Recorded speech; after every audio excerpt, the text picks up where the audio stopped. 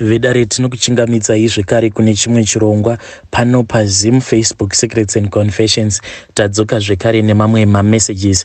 Regedzai tibva tapinda mumamessages edu atadzoka takakubatirai. Message yedu yekutanga yakamera sekudai so. Hanzi makadi zvenyu mukomanashi, ndinokumbirawo kuti munge muchindiposterawo nyaya yangu makavikawo chitupa changu yangu nyaya mukomanashi yakamira sekudai so.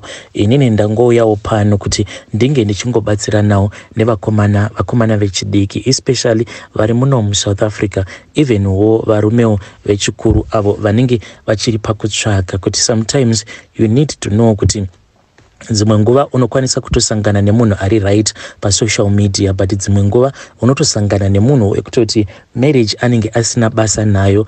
Ndiro dambudziko ravapo pavakadzi vedu ava vanobva kuZimu. Marriage anokwanisa asisina basa nayo, but kuti ange achikubudira pachena zvinonetsa, especially akanzwa pekuti uri kuda kuti ange achiuya kuSouth Africa. Ipapo munhu anokwanisa kutoita sekunge marriage ari kuida. Saka my advice ndeye kuti pakunosangana nemunhu pasocial media, first of all unofanira kumbotanga wambodhonza naye munhu wako uyu uchimbomuonera maburi ake, because zvakaitika kwandiri mukomanashi. Inini ndakasanganawo neumwewo musikana wangu wandakasangana naye pasocial media. Iye akabva azondivanzira the fact yekuti aitova munhu wekutoti aitotengesawo mubhawa. Pandakazoenda mukomanashi ndichinomuona, because takangodanana for about 1 week, apa ndainge nditori munhu ainge ari very desperate. Munoziva kuti muno vakadzi vanenge vachizviita masingle mom ava vemuno vedu vekuZimu vanenge vachizvishandira vanonetsa kuva controller. Like iye munhu anenge achida kuita zvinhu zvinenge zvichimufadza iye kuti umukontrole, anobva akuudza kuti iwewe hauna kundiroora, but at the same time kana ukazamawo kuti unge uchiita move on neupenyu hwako, anobva akuti saka wakandishandisa. Chavanenge vachinyasokuda hautombochizivi zvachose. Vanhu vekutongoti vanotongonakidzwa nemasleepovers, zviya zvekuti anenge achiita zvaanoda odzokera kumba kwake, akaita yaanoda newe odzokera kumba kwake. Saka ndainge ndaneta mukoma, because paiva nomwe mukadzi wandainge ndichidanana naye. Iye aingoti anouya kumba kwangu paanodira, kana ndikamufonera sometimes aikwanisa kuita the whole night asingadaviri foni yangu. Kana ndikamubvunza kuti why usingadaviri call yako kana ndikambokufonera, aibva apopota over ati ndichazotanga kukurespecta apo paunenge wazondiroora. But at the same time apa tichirara tose tisingashandise dziviriro, ndakabva ndazoona kuti iri game iri randiri kutamba mune ramangwana zvinokwanisa kuzondiremera, ndinokwanisa kuzoremerwa nemakasa ndazopiwa chirwere. Ndakati ndangotestewa, ndikabva ndazotaura naye ndikati kana kuri kunzi uchiri kundida wadi wangoti tongoita move on, handina chirwere, iwewe haunawo chirwere. Iye akabva aramba, akabva ati haana kuuya kuno kuJoni kuzowanikwa, but akauya kuno kuzoshandira vana vake. Sezvo iye akandiudza kuti akauya kuno kuzoshandira vana vake, ndakabva ndangoti saka it is far much better kuti tinge tichingorambana. Iye akabva angoti paribo. Saka zvaaita ndezvekuti aiti paya kana akangondifunga obva angouya kumba kwangu. Saka ndakaona kuti the reason as to why ainge achindijairira nenzira dzakadaro inhau yekuti munhu aitoziva kuti handina munhu wandiinaye. Saka kumba kwangu she was always free kuuya paanodira, kana akangofunga kuti kumadhiri kwake kwaanenge akabhesa nako hakuna mukana wekuenda kumasleepovers, aibva angouya opedzera shungu kwandiri. Izvi zvakazondibhowa mukoma, ndikati munhu uyu kuti ndinge ndichimugadzira zvinotoda kuti ndinge ndichiwanawo munhu wangu wandinoti uyu ndiye ava mukadzi wangu. Ende ndakabva ndazongoendawo paWhatsApp vakadzi nevasikana vanenge vari very desperate, havatomboshaiki. One day unenge watosangana nemunhu anenge achitokuudza kutoti I am willing to be your wife. Ndakabva ndazosangana nemusikana uyu, takangosanganawo mugroup. Iye ainge atumidzira mapictures ake mugrupu muya ndokubva ndazotaura naye ndikamuti ndaipi chimama, you really look nice. Tikabva tatotaura pai. Ininiwo ndakabva ndatongoisawo marriage patable, ndikabva ndati inini ndatamba ndaneta ndava kudawo marriage. Nayewo akabva ati ainge achidawo marriage, ndiko kuzototanga kutoronga zvemarriage. Marriage yedu mukoma takatotanga kuirongerapo pafoni ipapo, inini ndisati ndatomboenda kuzimu. Tainge tava kutoitana mama nadhedhi. Ndakazoti ndasvika kwavo mukoma nashi, pandakasvika kuya ndakabva ndazofind out kuti muarea macho imomo maainge achigara, she was not comfortable because kubasa ndainge ndakumbira 2 weeks of days. Apa ndainge ndichiitira kuti uyu bhebhi wangu uyu ndingomubatirawo mhetsi dzake kuti haufa, because kubva zvaainge akandiudza kuti iye anogara oga, ndainge ndangova munoziva kungova nethat suspicion yekuti mukadzi anogara oga anenge aine freedom yekuita zvaanoda paanenge adira. Saka ndakabva ndangova nethat suspicion, ndakabva ndazoenda mukoma nashi. Ndakati ndaenda kuya ndikanogara naye for 2 weeks, but pa 2 weeks idzi mukoma tainge tichingonetsana. Munhu uya wekungoti ndaingoti kana ndikangomutadzira munhu obva atoita mamudhu, but at the same time aiti ari mumamudhu kudaro aibva azoblema inini over ati inini ndini ndamukanganisira, and iye aiti kana akatsamwa akapopota obva achema zvezvo zvekuti iwewe ufile as if you are a bad person. Mukoma ndainge ndingori munhu wekuti ndaitongorarama zvezvo zvokungoraramira kumunyengerera pa 2 weeks idzodzo mukoma. Ndainge ndingori munhu wekungomunyengerera all the times, and ndaiti kana ndikasamunyengerera kana bonde racho ndaibva ndatorinyimwa zvezvo zvokuti taizotoita bonde rekutomanikidzana. But with time ndakabva ndazoti ndava kuya kuno kuSouth Africa ndikati munhu uyu ndodii ndomusiya here, because iye ndaimubvunza kuti uri kuda kuenda neni kuSouth Africa here. Chokwadi chake chainge chisingabudi, aimboti tinoenda tose, obva ati handidi kuenda newe. Iye ainge akumbirawo off achiitira kuti inini ndisazofind out kuti iye anotengesa mbawa.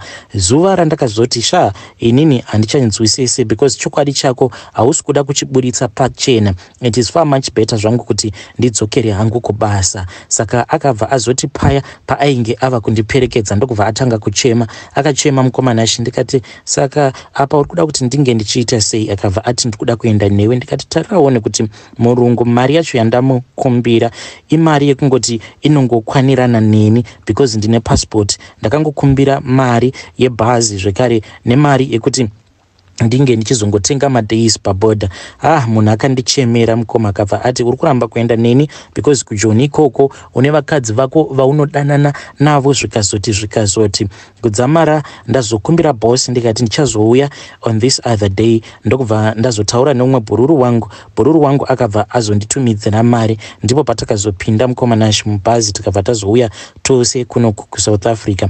Takati tauya kuno kuSouth Africa pose apa patainge tichiri kuzimu, love yedu yaimboita sekunge yainge iri nani, but takati tangosvika kunoku mukoma, munhu chekutanga chaakandiudza ndechekuti iye ainge achida kutsvaka basa, ende ndakabva ndaitawo mistake. Munongoziva kuti kunoku kujoni kana wava nemukadziwo unenge wava kuti mukadzi wangu akashanda neniwo ndikashanda, zvinoreva kuti tinenge tichibatsirana, but mukoma akangoti awana basa. Ndipo pandakabva ndatoona kutoti munhu achinja. Ndainge ndava kungogara ndiri pafoni ndichingochema iwe ndichitaura nebest friend yake avo vandaingoti gulezi. Kuzosvikawo gulezi vazoti bamunini uyu mukadzi wenyu uyu hamufi makamugona, ende kana ari semwana zvitori nani kuti munge muchingokanganwa nezvazvo. Ndikati why gulezi muri kudaro? Akabva ati mudzimai wenyu munozviziva here kuti kunoku aitengesa mbawa, ende kutengesa kwake mbawa pane madhiri ake aitombopota achiita achitombokechewa. Ndakarwadziwa mukoma nashi. Ndakazoti ndadzokera kumba iyewo mudzimai adzokawo achibva kubasa. Ndakangofira kungonomubvunza kuti naye ichokwadi here kuti wakambotengesa mbawa? Akabva achongotanga kurongedza akati handichadi nezvako. Ndakarwadziwa mukoma nashi nemari yose iyo yandainge ndakashandira, ndokubva tatanga kugwa paipai. Mukoma nashi takagwa zvekuti iye ndakati ndamurova kudai akabva amhanyira panze, ndokubva atanga kuchema achiti ari kuda kundiuraya. Then vamwewo vainge varipo vanhu vemuno vakabva vati fonerai vheni, but pain yangu munoziva kuti yainge iri pai mukoma. Pain yangu yainge iri yekuti munhu uyu ndakamubvisa kuzimu akandinyepera. Iye haana kundiudza chokwadi chake kuti anotengesa mbawa. Now ava kuno ari kuraramisana neni chilife chinorwadza chechi kuti sometimes munhu anongokuudza kuti handichadini zvako, kana akaswera ari kwaaswera haadi kubvunzwa, ukamubvunza iye anobva angokuudza kuti saka handichadini zvako.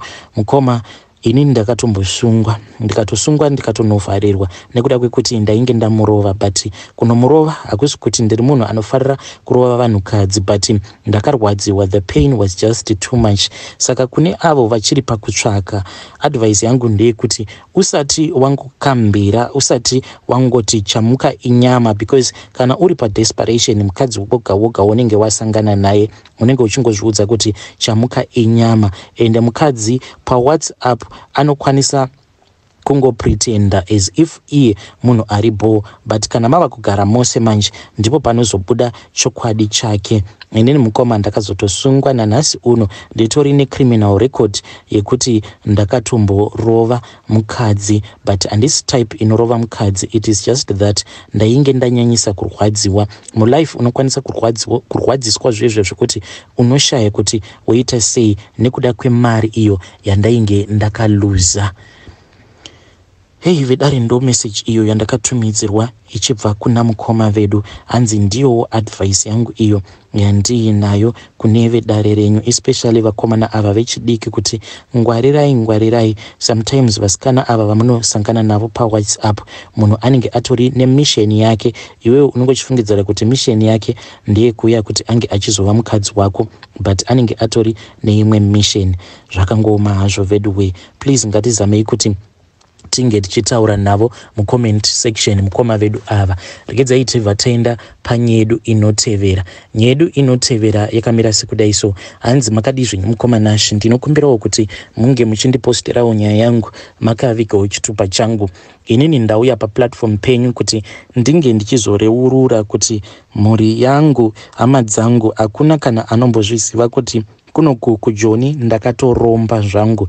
Ivo ndakangovaudza kuti ndinoita zveforex trading. Ndanga ndagara zvangu ndichiita zveforex trading, but pane rimwe gore mukoma Nashi, pane nyaya iyo yamunongogara muchingotaura yekuti kuunganidza mari yemasavings. Ininiwo mukoma ndakatombounganidzawo mari yemasavings, but mukoma December akazoti achinosvika kudai ndokubva ndazosanganawo nevamwe vainge vachiti vane magood investments, and magood investments avo awa ainge aine maquick returns. Saka ndakabva ndazocalculate ndikabva ndati instead of me going back to Zim, it is far much better kuti ndi-invest kamari aka kandakaseva, so that ndinokwanisa kuzoenda hangu kumusha muna January kusisina pressure, plus ndiine mari dzangu. That was the biggest mistake of my life.